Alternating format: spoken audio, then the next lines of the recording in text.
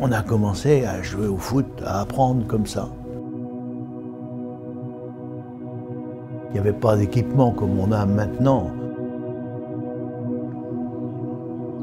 Mais par contre, le football était une passion dans chacune de nos maisons.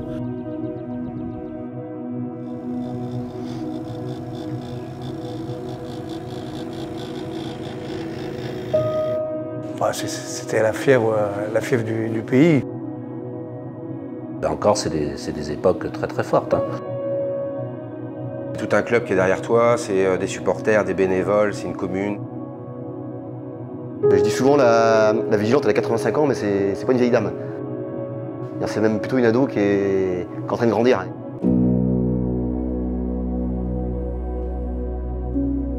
Ça va, impeccable? Ça va tourner. On a déjà tout dit ici. On a 2 caméras. Et si on bégait? Eh bien on bégaye. Oh putain c'est sérieux là. Vous faites après sur les caméras. Donc là, c'est les très très jeunes. Là c'est à votre tour, mais c'est très très jeune. C'est la nouvelle génération. 40 ans. On n'a presque pas changé. Parce que le club a été créé comme patronage, et puis ensuite il est resté sous l'objet de cette époque, gymnastique, etc. Mais le football n'avait pas commencé. Et je crois que le football a commencé sous la présidence de Maurice Barré, puis très vite par Gilbert Fontenot. C'est une époque où aussi les gens qui jouaient, ils étaient motivés, mais jouaient dans le secteur. S'ils allaient à Tifo, c'était en vélo. L'échauffement était fait. Hein. Moi j'ai commencé à jouer au football sous Gilbert Fontenot, puisqu'on jouait avec nos brodequins. On n'avait pas de chaussures de godasses de foot. Hein. Et Gilbert Fontenot était quelqu'un de très généreux. Il avait ramené des caisses entières de chaussures qui étaient déclassées. Il les avait ramenées ici à l'école et on faisait des essais le soir de nos chaussures de foot.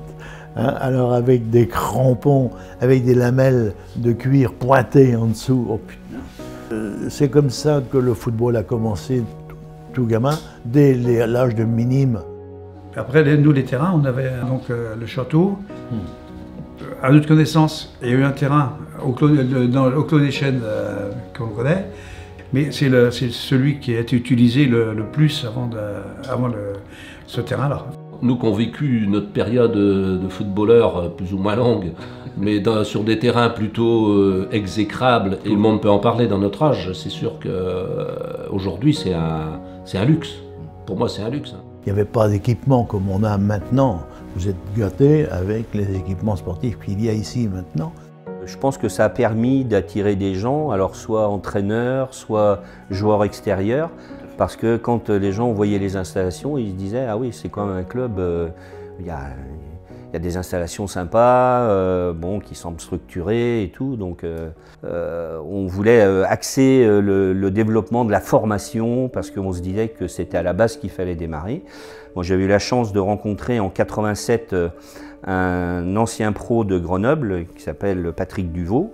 Et donc il est venu pendant 2 ans s'occuper des jeunes. Je crois que ça a été plutôt bénéfique, avec à l'époque Michel Gilbert qui était là aussi. Michel Gilbert aujourd'hui c'est quelqu'un qui a œuvré énormément dans le club. Il a passé un temps incroyable sur le stade, il a mis des choses en place. La jonglerie c'était aussi quelque chose qui lui tenait à cœur, et Michel peut être aussi très fier de ce qu'il a fait pour la Vigilante, parce que si le club en est là aussi, c'est aussi grâce à lui. Et d'être entouré par des personnes motivées et qui sont aussi moteurs pour le club, c'est aussi une marque de fabrique de la Vigilante. On ne se rend pas compte quand on est jeune en fait de tout ce qui est fait autour.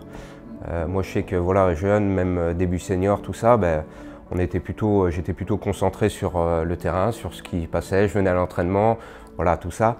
Et j'avais pas forcément conscience de tout ce qui était mis en place par le club, de tous les bénévoles, enfin voilà, à tous les niveaux. Et maintenant, voilà, j'ai vraiment envie de rendre au club ce qu'il m'a donné. C'est par notre investissement, par essayer d'accompagner au mieux les jeunes pour qu'eux aussi ils profitent du club au maximum. Ouais. de créer en quelque sorte financièrement une enveloppe spécifique à la formation jeune. C'est ça. C'est-à-dire que ce qui comprenait encadrement, matériel, on avait développé des parcours techniques qu'on n'avait pas avant. Et ça, c'est Air Duvaux un peu qui nous a lancé dans ça. Et ça a été porteur tout de suite, puisqu'on a vécu la finale de Coupe de Vendée Cadet, entre autres.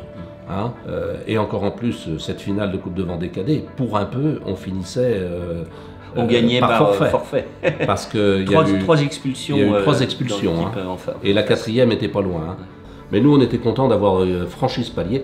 Et je me souviens de la réflexion à Patrick Duvaux qui nous avait dit dans le moment « Profitez bien les gars, parce que ça n'arrive pas tous les jours. » Effectivement... J'y étais, oui. Ben je me souviens et de la demi-finale ici contre Luçon. On avait gagné 2-1. Et je me souviendrai surtout alors je ne sais plus qui brandissait ça, mais d'un panneau « L'évêché peut prier, ça n'empêchera pas la coupe de s'envoler. » C'était la fièvre du pays. Les matchs à la maison... Et c'était sous l'époque de Daniel Floris, ça. Hein. La demi-finale, parce que Luçon jouait à l'époque en DH, hein, je pense, et nous, on devait être en première division de district. Donc c'était déjà un exploit. Et ça a été un moment d'émotion, parce qu'on y a cru jusqu'au bout. Et puis après ce but un peu bête, à la 118e minute, là... Gérard Audureau pleurait de voir cette balle rentrer dans le poteau, alors qu'il était sûr que, sur le point d'optique, qu'elle passait à l'extérieur. Et on était en finale de la Coupe de Vendée. C'est quand même assez exceptionnel. Jamais Saint-Fulgent n'y est revenu à ce niveau-là. On perd en finale contre le SAF à la dernière minute, alors que les dirigeants en place étaient en train de préparer le deuxième match, parce que la finale, il n'y avait pas de prolongation, en cas d'égalité, était à rejouer. À moi, je ne me trompe pas. Absolument. Mais ouais, beaucoup de déception sur le score, mais par contre, beaucoup de fierté d'être allé jusqu'en finale. On a vécu, nous, moi je dis souvent, c'est les années folles du club, ou les 10 années glorieuses, c'est-à-dire qu'en l'espace de 8 ans, on a grimpé de 5 divisions. Je crois qu'on était une bande de copains d'âge assez restreint. On était entre 20 et 25 ans. Voilà, on a très peu perdu pendant 8 ans, on a beaucoup gagné d'ailleurs. On est monté de 5 divisions et si on n'avait pas été potes, je pense que ça n'a pas fonctionné, quoi. On n'avait qu'une hâte le dimanche soir quand on finissait les matchs. On n'avait qu'une hâte, c'était de se voir le lundi soir à l'entraînement pour reparler du match. Et aux entraînements, c'était des situations de match. Hein. Sur le terrain, on s'est beaucoup crêpé. Hein. On s'est beaucoup dit des choses, voilà, plus ou moins avec gentillesse. Et des fois, pas toujours. Un peu moins que... Mais c'est ce qui était intéressant aussi, c'est qu'on pouvait se dire les choses et on savait à qui on les disait. Donc voilà, et puis après terminé, on arrivait pour boire une bière au bar, c'était fini. Ce qui s'était passé sur le terrain, on pouvait en parler, en discuter, voilà, mais c'était fini, quoi. Mais voilà, il y avait des choses qu'on avait besoin de se dire, on se disait. Je me souviens, on avait été jouer c'était au Luxe-sur-Boulogne, on était des gamins, on avait 17-18 ans. On avait été les battre chez eux et les mecs à la fin, qu'est-ce que vous foutez là et tout, pour venir chez nous, vous demandez quoi? Et j'étais à Criclès cette fois-là, moi j'ai dit un cubi. Et ils m'ont dit à ce prix-là, viens quoi. Mais tu vois, on était dans la déconnade, c'est des super moments. Je dis que ça soit dans la victoire, dans les bons moments, comme dans les mauvais, quoi. Parce que même dans les mauvais moments, on se tirait pas dessus. Justement, on essayait de rester groupés pour repartir de l'avant. Ouais, il y a eu des années pas terribles, mais la redescente en départementale, même si de toute façon elle nous pendait au nez depuis quelques saisons, effectivement, sur le moment c'est dur quand tu es compétiteur. Après, faut pas se voler la face non plus. Et puis c'est aussi repartir sur de bonnes bases. En fait, c'est un échec, mais on se remet en cause régulièrement, mais à un moment tu te dis bon voilà, on n'avait pas le niveau, voilà, et tu essaies de reconstruire, repartir sur de bonnes bases. C'est là où on voit aussi la force de cohésion d'un groupe. On a eu la chance qu'il n'y avait pas eu trop de changements, de souvenirs d'effectifs quand on est descendu en départemental. Et tu recrées le groupe et tu repars sur un truc en disant non mais attendez les gars, mecs, on est descendu, c'est fait, maintenant Saint-Fulgent, on n'a pas sa place en départemental. On a eu des saisons, je le disais tout à l'heure, compliquées. des saisons dangereuses même, encore une fois, pour la survie de la VSF. Les ambitions, en fait, c'est déjà de faire perdurer ce club en région. Et ça, c'est quasiment un devoir, je pense, que l'on a. Il faut quand même se dire qu'on fait partie du top 20 des clubs vendéens aujourd'hui. Donc c'est quasi une fierté. Mais c'est encore plus parce qu'en fait, on fait sans doute partie des premiers aujourd'hui à évoluer au niveau région sans contrepartie financière. Et ça grâce, encore une fois, à une grosse ossature de jeunes formés au club et puis quelques talents en fait, du canton qui ont décidé de nous rejoindre. C'est un club où toute génération confondue arrive à super bien s'entendre. Ça peut être le gamin de 18 ans jusqu'au mec de 35 ans. On le voit le dimanche après les matchs. Que ce soit la B ou la A qui reviennent de déplacement, quand on vient au stade, tout le monde est ensemble. C'est vrai que le dimanche, quand on se retrouve au stade, c'est toujours un moment convivial et ça fait plaisir de revoir tout le monde et il y a toujours une bonne ambiance, donc on prend plaisir à venir. Je termine mal ma semaine si je viens pas au foot le dimanche, donc vraiment si, ça fait du bien de venir au stade le dimanche. C'est des valeurs, je vais te dire un petit peu bébêtes on va dire, mais c'est hyper important. Moi, ça restera mon meilleur souvenir en tant que joueur, en tout cas à la Vigilante.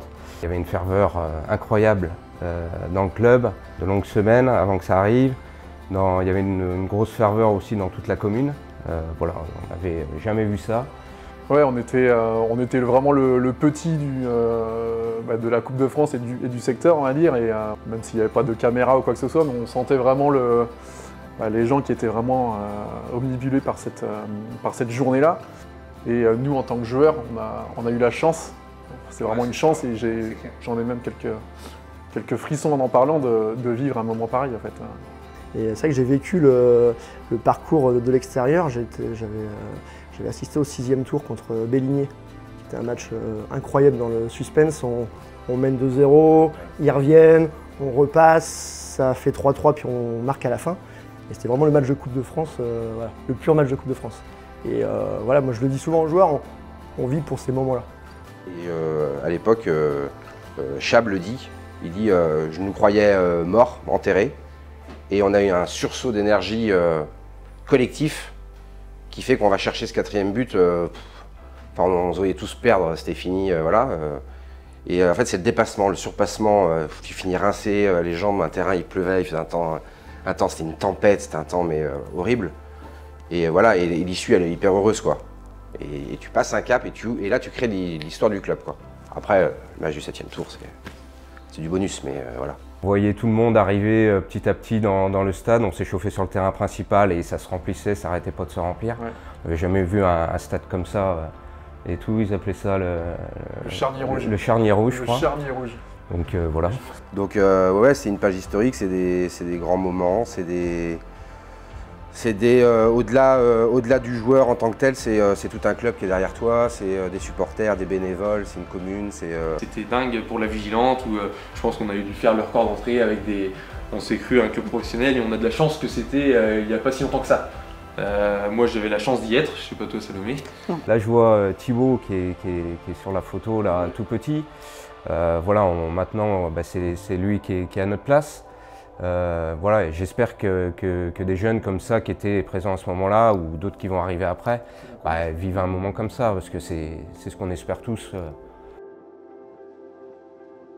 Déjà le tournoi c'est le fruit c'est l'idée de quelques bénévoles de mémoire, je crois que c'est en 84, qui ont eu l'idée de lancer ce tournoi, qui au fil du temps a grandi. On organisait des petits stages à Pâques, enfin à différentes périodes de l'année là sur le terrain. On louait la maison familiale, on faisait déjeuner tous les jeunes ensemble, c'était super. Hein, on a passé des bons moments. Hein. Voilà, on a toujours eu des personnes, voilà, des bonnes personnes qui sont toujours au club. Et cet ADN-là voilà, il a démarré là, puis il est toujours présent. Avec Michel, je me souviens, on prenait une semaine de vacances tous les deux pour préparer le tournoi avant. On faisait tout sur papier, on faisait des grands machins. Michel faisait des étiquettes autocollantes à l'usine pour pouvoir ensuite coller, éviter de tout réécrire et tout. Mais ouais, c'était une grosse implication. Ouais. On allait même préparer le tournoi Poussin à la permanence de Bernard Barbarie à Lois, là-bas, oui, oui. Pendant son astreinte, eh ben, on préparait, on allait dans un bureau là-bas qui nous était gentiment prêté. La qualité de l'organisation fait la notoriété d'un tournoi. Tout à fait. Et s'il a perduré jusqu'à aujourd'hui, c'est en raison notamment de la qualité de l'organisation. Là c'est pareil, hein. Les bénévoles du départ, je dirais, ont transmis le bébé à d'autres, ça a perduré. Beaucoup de gens sont passés, je dirais, dans l'organisation de ce tournoi. Et le rendant, je dirais, incontournable. Incontournable parce qu'en fait, tout à l'heure, Tonio parlait de compétition, on sent dans ce club une exigence. C'est-à-dire que l'envie de bien faire les choses, de montrer une belle image. Et en fait, le tournoi, c'est le reflet de ça en fait. Au jour d'aujourd'hui, l'équipe de bénévoles du tournoi, qui, suite au Covid et puis au mouvement dans le bureau, a été, je dirais, beaucoup remanié. Mais on n'a pas perdu ça, c'est-à-dire l'envie de bien faire les choses et de présenter une belle image de notre tournoi. Et en fait, c'est la somme d'énormes, entre guillemets, énergie dépensée par les bénévoles. Aujourd'hui, en fait, on nous a légué une réussite. C'est naturel, quoi. C'est même pas je me force à venir faire quelque chose. C'est qu'on nous a tellement donné que nous, on veut redonner. En fait, c'est ça le truc. Non, mais oui, il y a besoin. Alors, effectivement, les photos, on voit les dirigeants, tout ça. Bon, le dirigeant n'a pas trop le choix, de toute façon, on n'a pas le choix d'accompagner, mais ça va jusqu'aux gens qui gèrent les transports des enfants, les parents, enfin, je veux dire, tout le monde est... À partir du moment où tu as un moment dans la saison, tu es bénévole. Après, il y a les bénévoles de longue durée, les bénévoles qui... voilà, mais on a tous besoin, que ce soit le bain, les entrées, traçage des terrains, les jeunes ont besoin d'être entourés, il y a besoin, enfin, je veux dire, tu peux pas y arriver, c'est pas possible. En plus, nous, on est 2 bénévoles au club. C'est vrai on se retrouve en tant que bénévole, surtout que ce soit pour servir, encadrer ou donner un coup de main, tout simplement, à petite échelle ou à grande échelle. Donc, Salomé comme moi, on ne pourrait pas faire notre sport comme il le faut sans les bénévoles. Et c'est hyper important. Et nous, on le ressent, ce besoin d'être bénévole pour donner ce qu'on nous a donné, tout simplement. Et après, je trouve que le club, il le rend bien aussi aux bénévoles. Enfin, ils sont remerciés, on voit qu'ils ont une place importante pour les joueurs et aussi pour les supporters. Enfin, ouais, c'est vraiment important. Enfin, le club, il vit grâce aux bénévoles aussi. On ne se rend pas compte, 85 ans. Hein, je pense que c'est un temps très lointain pour nous. On partait de loin. On a vu qu'on est une très belle école de football et on a envie, encore une fois, de former nos encadrants pour encore mieux former nos enfants. On se doit aussi d'élargir les pratiques du football. On a eu la chance de l'équipe féminine, parce que c'est une véritable chance pour la VSF. Le foot féminin aujourd'hui, pour une fois on voit du foot à la télé où les gens ne tombent pas pour faire des galipettes. Donc voilà. Non mais le foot, la femme a sa place dans le sport et encore plus dans le foot. Les filles apportaient quelque chose de nouveau au sein du club, mais pas forcément footballistiquement parlant, enfin pas que footballistiquement parlant. Elles vont créer une impulsion, elles vont aller vers des choses que nous, un mec pense pas forcément quoi. Et puis il y a créé une dynamique quoi. Mais moi je pense que le club il va continuer de grandir, c'est déjà un grand club et je pense qu'il va de plus en plus se développer et c'est vrai qu'on le voit au niveau du bureau, etc. C'est beaucoup de jeunes qui sont investis donc je pense qu'ils ont beaucoup de nouvelles idées et ça va continuer de se développer et pourquoi pas une vraie section féminine en championnat dans le futur.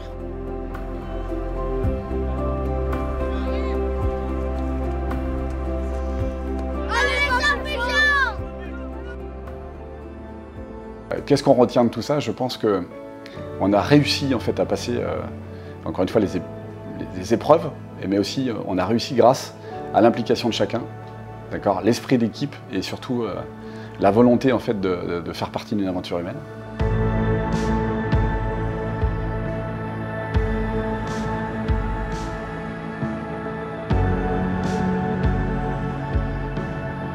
Aujourd'hui, on a toujours la volonté, l'ambition d'avoir des infrastructures, d'avoir des encadrants, mais il faut juste se rappeler, c'est important en fait, comment ça a commencé.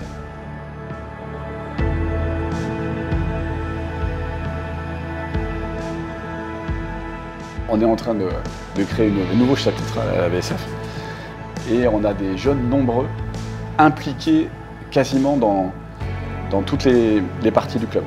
Des gens en fait qui sont compétents et qui vont faire en sorte qu'on va retrouver très régulièrement en fait, autant de sourires sur le visage de nos enfants et puis énormément d'étoiles.